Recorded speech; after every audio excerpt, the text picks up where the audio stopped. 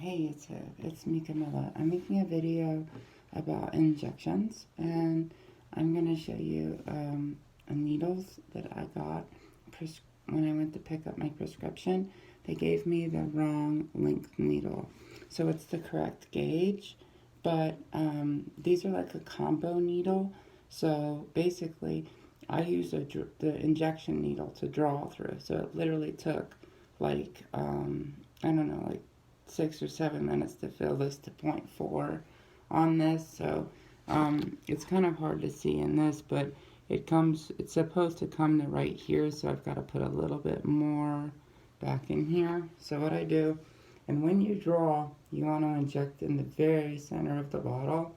And another thing that'll help you with drawing in general is to keep your needle completely straight inside the syringe, like inside the bottle rather. Keep your needle very just straight up. It feels a lot easier. So I'm only going to be injecting to about a half to 3/4 lengths of this needle.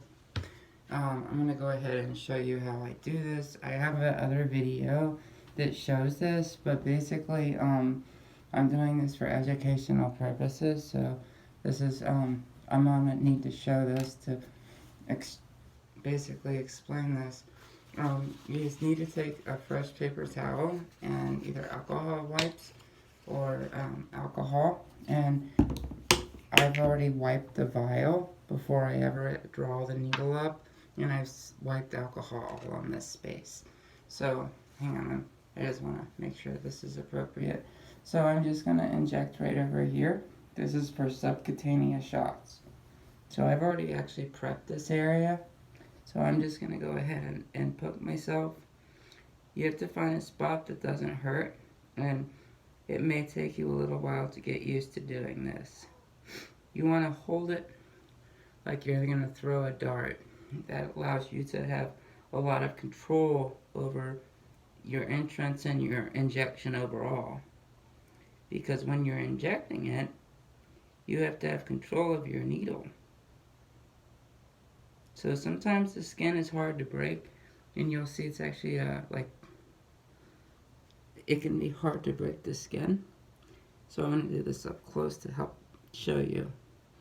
I picked this area in my stomach because it has a lot of fat. I'm a little bit overweight right now, and it allows me to inject this into my subcutaneous layer in the most pain-free area. The next place would be my thighs. You want to keep your hand very steady and don't move the needle inside you. Now you slowly press down on the plunger.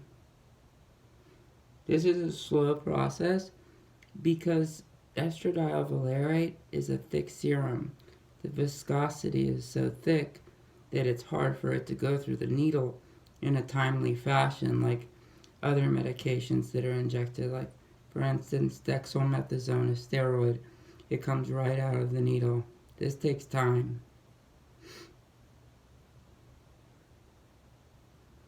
So I just see it slowly going into me, and I do this once every 7 days. Sometimes I mix it up and do 0.3 every 5 days, but usually it's 0.4 every 7 days, 0.4. So it's almost in me. I stuck the needle a little deep in this. So you'll know if you're going to bleed right away. Because if you're going to bleed, it basically will start bleeding very fast.